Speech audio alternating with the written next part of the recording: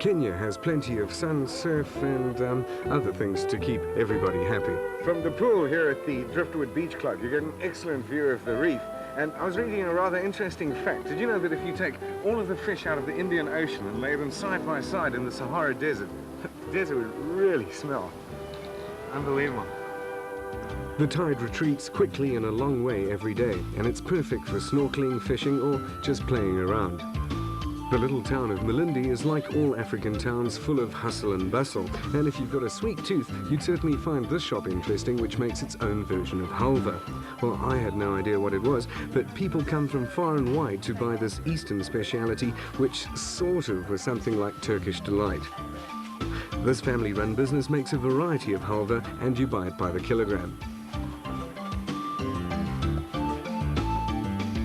Deep-sea fishing is a big draw card for both tourists and locals. I went down to the bay to wait for the day's catch to come in and also to get some fish for our chef's recipe.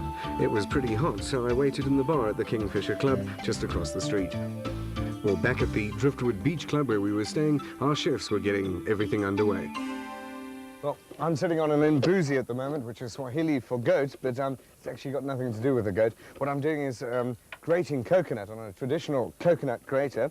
And while I'm doing this, we've got our two featured chefs, and we've got Agneta and Frederick, who are preparing a Kenyan fish dish. And I think that it's going to turn out great.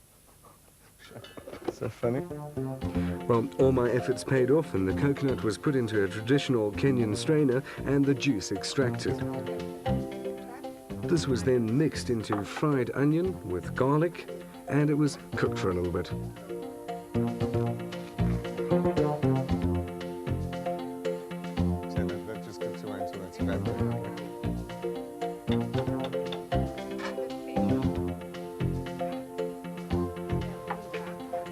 So that you're putting, that's flour here?